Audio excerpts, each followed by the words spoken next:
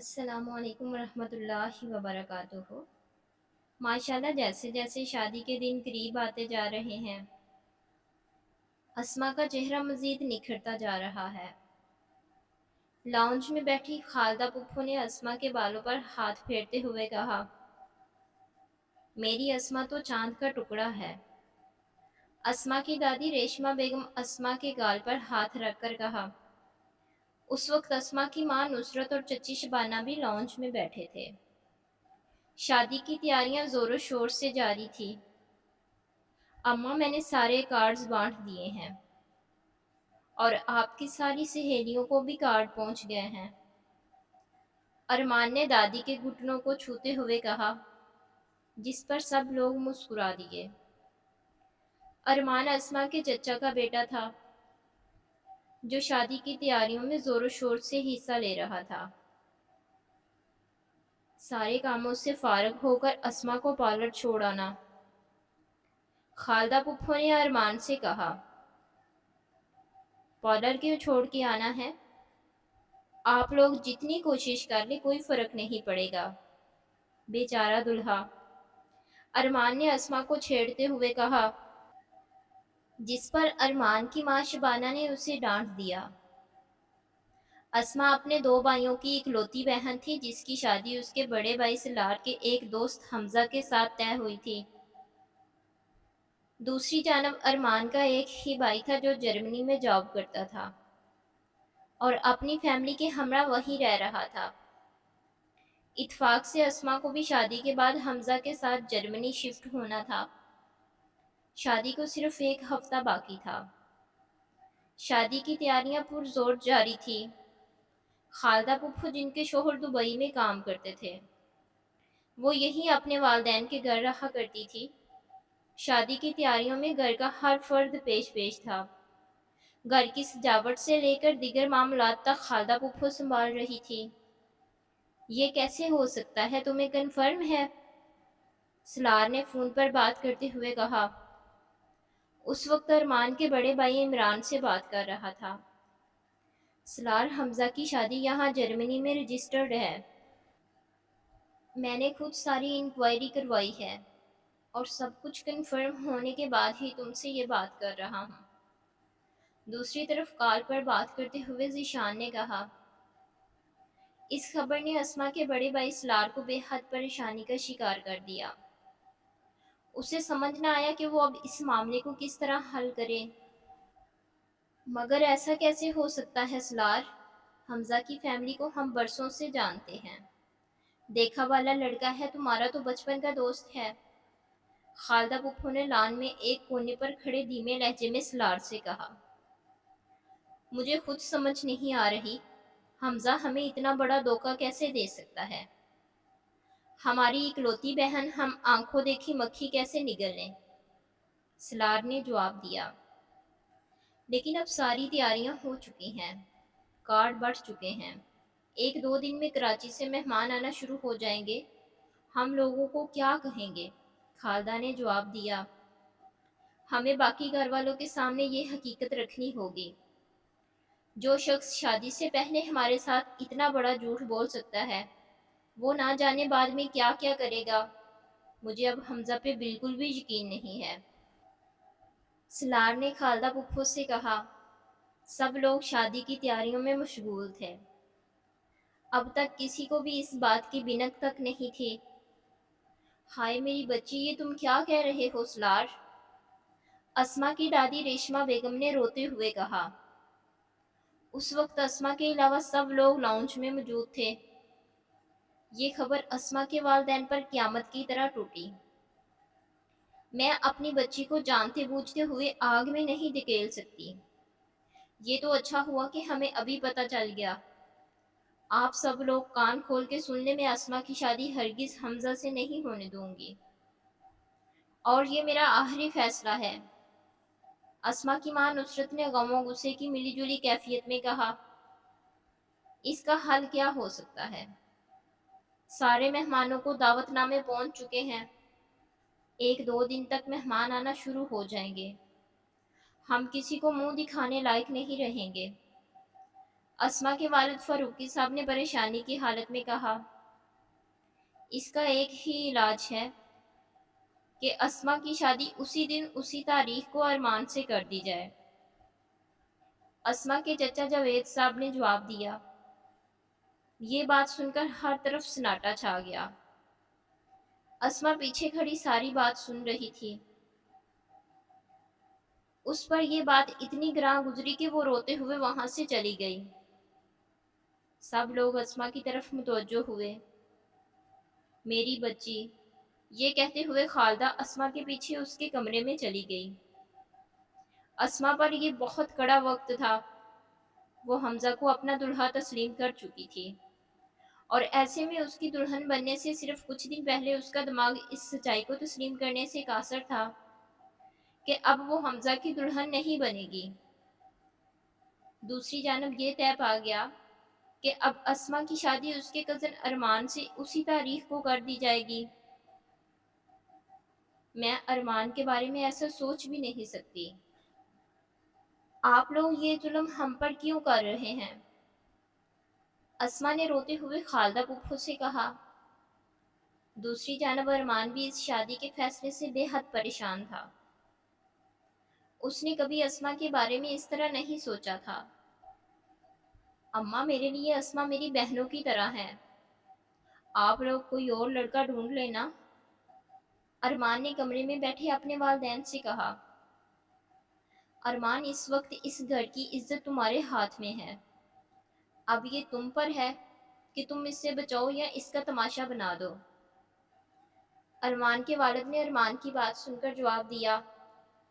اب ارمان کچھ نہ کہہ سکا اور خاموشی سے اٹھ کر وہاں سے چلا گیا۔ اسما اور ارمان کو گھر کی عزت بچانے کے لیے یہ شادی کرنی پڑی۔ شادی کی کسی تقریب میں دونوں نے ہی کچھ خاص دلچسپی نہ لی۔ میں نے تم سے شادی تو کر لی ہے، لیکن میں تمہیں کبھی بھی اپنی بیوی کے روپ میں قبول نہیں کر سکوں گا۔ میرا دماغ اس حقیقت کو ماننے سے بالکل قاصر ہے۔ کیسے سمجھ لوں تمہیں؟ اپنی بیوی کبھی اس نظر سے دیکھا ہی نہیں جب تمہیں۔ سرخ جوڑے میں ملبوس سیج پر بیٹھی اسما کو ارمان نے کہا، جس کا اسما کے پاس کوئی جواب نہ تھا۔ ارمان نے تکیہ لیا اور صوفے پر برجمان ہو گیا۔ اسما سیج پر بیٹھی گھنٹوں آنسو بہاتی رہی۔ سب ٹھیک ہو جائے گا۔ جب تم دونوں ساتھ رہنے لگو گے تو آہستہ آہستہ ایک دوسرے کی عادت ہو جائے گی۔ اگلے دن خالدہ پھپھو نے اسما سے سمجھانے والے انداز میں کہا، جس پر اسما نظر جھکائے سنتی رہی۔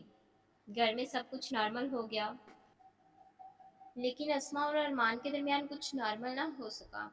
ارمان اسما کی طرف دیکھتا تک نہ تھا اور اسما بھی ارمان سے دور دور رہتے۔ تمہارے پھپھا نے تم دونوں کے ہنی مون کے ٹکٹس بھجوائے ہیں، لاؤنج میں بیٹھے اسما اور ارمان کو خالدہ پھپھو نے بتایا، جس پر وہ دونوں ہی چونک اٹھے اور دونوں نے حیرانی سے ایک دوسرے کو ایک نظر دیکھا۔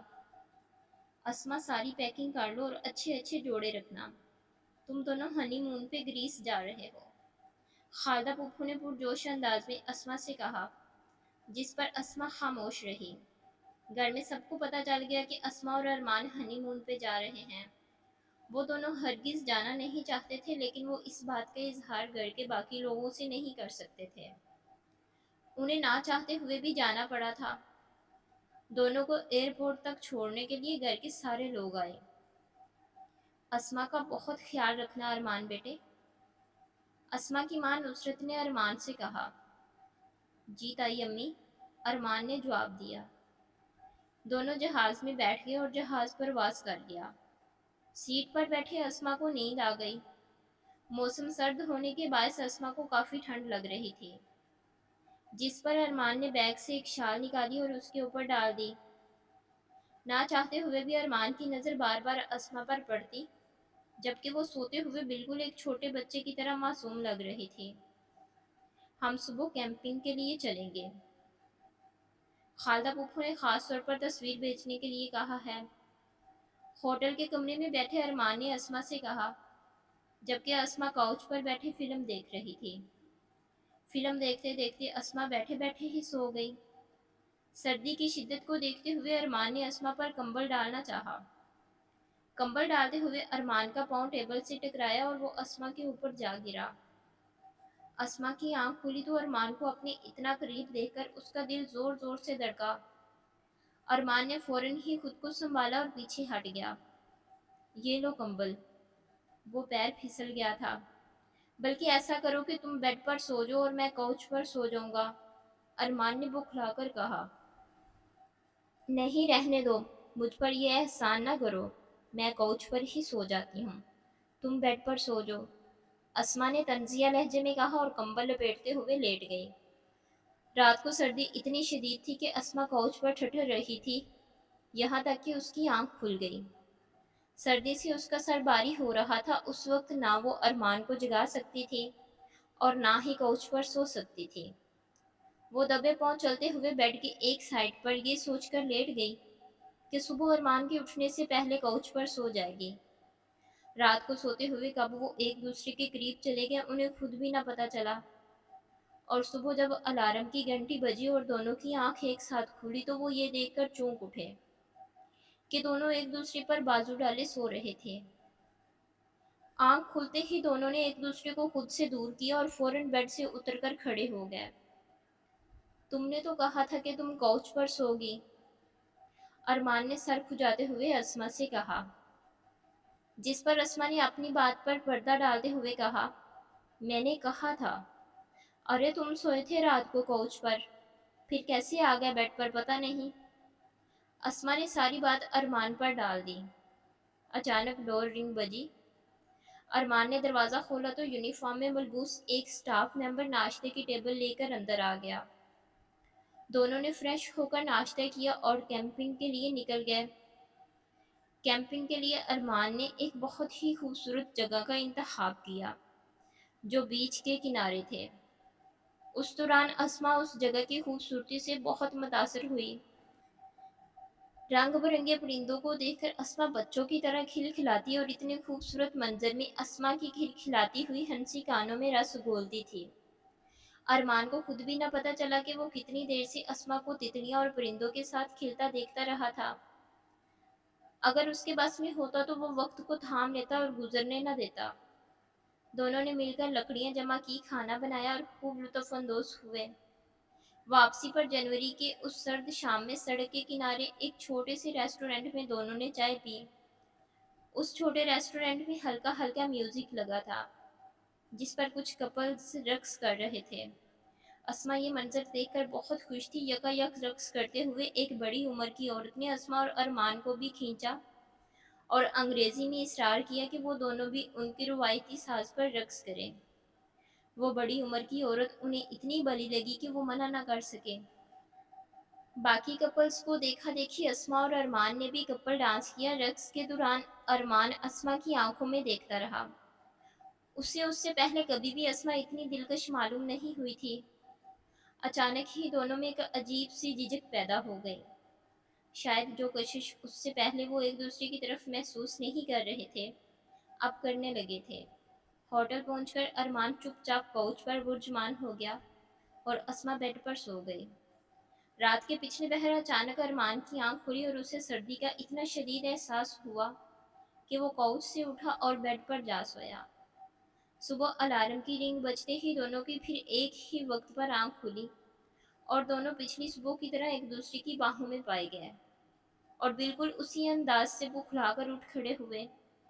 तुम तो रात को काउच पर सोए थे ना, अस्मा ने हैरत से कहा। मैं कहाँ काउच पर सोया था, तुम ही ने तो कहा था कि तुम पर एहसान ना करूं। इस बार अरमान ने अपनी बात अस्मा पर डाल दी। मगर वो तो मैंने। ये कहते ही अस्मा को अपना कल सुबह वाला जवाब याद आ गया और दोनों खिलखिला उठे। अरमान जब से ग्रीस आया था घर वालों की तलकीन के मुताबिक अस्मा का ख्याल तो रखता ही था, लेकिन अब उसे अस्मा से लगाव हो रहा था। वो बैठते उठते नजरें चुरा चुरा कर अस्मा की तरफ देखता। दूसरी तरफ अस्मा को भी अरमान का इस तरह देखना मामूल से अलग मालूम हो रहा था। मैं कॉफ़ी शॉप पर जा रही हूँ कॉफ़ी पीने, तुम रेडी होकर आ जाना, अस्मा ने अरमान से कहा। ठीक है तुम जाओ, वैसे भी अभी मुझे रेडी होना है, अरमान ने जवाब दिया। अस्मा ने एक चाबी उठाई और नीचे चली गई। कॉफ़ी पिए बगैर ही वो कमरे में वापस आ गई, क्योंकि उस वक्त कॉफ़ी शॉप बंद थी। कुछ देर में अरमान नहाकर वॉशरूम से बाहर निकला तो दोनों की चीखें निकल गई। अरमान को ये लगा था कि उस वक्त कमरे में कोई नहीं है, और वो बरहना हालत में ही नहाकर निकल आया था। अरमान को इस हालत में देखकर अस्मा ने अपने मुंह पर तकिया रख लिया। उस वाक़ये के बाद अरमान और अस्मा एक दूसरे से नज़रें चुराने लगे। अस्मा को बार बार वो वाक़या याद आता और वो अचानक हंसने लगती, जिस पर अरमान को बहुत गुस्सा आता।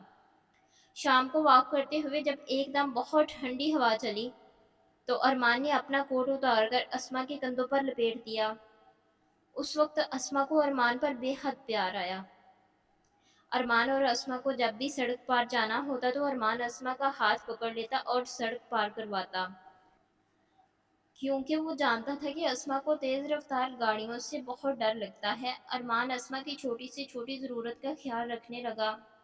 अस्मा को अरमान का ख्याल रखना बहुत बाता। रात को सोने से पहले वो उन तमाम लम्हात को याद करती जो दिन को उसने अरमान के साथ गुजारे थे। मैं कॉफ़ी शॉप पर जा रही हूँ, लेकिन इस बार जल्दी नहीं आऊँगी। अगर शॉप बंद हुई तो कुछ विंडो शॉपिंग कर लूँगी, अस्मा ने जाते हुए ज़रा छेड़ने वाले अंदाज में कहा, जिस पर अरमान मुस्कुरा दिया। तैयार होकर जब अरमान कॉफ़ी शॉप पहुंचा तो उसने देखा कि अस्मा वहां नहीं थी। उसने अस्मा को यहाँ वहां ढूंढा, मगर वो उसे कहीं ना दिखी। विंडो शॉपिंग करते करते अस्मा रास्ता भूल गई और वो आते हुए अपना मोबाइल भी नहीं लाई थी। वो किसी नए शहर में नहीं, बल्कि एक नए बराए आज़म के एक मुल्क में थी। उसे जैसे ही एहसास हुआ कि वो रास्ता भूल गई है, उसकी आंखों में आंसू भर आए। हालांकि रास्ता भूले उसे सिर्फ चंद मिनट हुए थे, उसने एक चौक में खड़े होकर चुपचाप रोना शुरू कर दिया। अचानक अरमान उसे ढूंढता हुआ वहां आन पहुंचा। अरमान को दूर से अपनी तरफ आता देखकर वो अरमान की तरफ दौड़ी और उसके गले लग गई। अरमान ने उसके बालों पर हाथ फेरकर उसे खामोश करवाया, लेकिन वो चुप होने के बाद भी उसकी बाहों से ना निकली। अरमान को भी उसे गले लगाकर ऐसा लगा था जैसे वो न जाने कब से उससे बिछड़ा हुआ था। होटल की तरफ जाते हुए रास्ते में अस्मा एक मिनट के लिए भी अरमान का हाथ न छोड़ा। वो अब भी बहुत डरी हुई थी। कमरे में लाकर अरमान ने अपने हाथों से अस्मा को खाना खिलाया। अस्मा को काम डाउन करने के बाद जब अरमान अपने काउच की तरफ जाने लगा तो अस्मा ने उसका हाथ पकड़ लिया, गोया वो एक पल के लिए भी अब अरमान से दूर होने से डर रही थी। अरमान ने अस्मा को अपने बाजू पर सुला दिया और बहुत देर तक उसे देखता रहा। उस वक्त उसका दिल अस्मा से मोहब्बत की गवाही दे रहा था।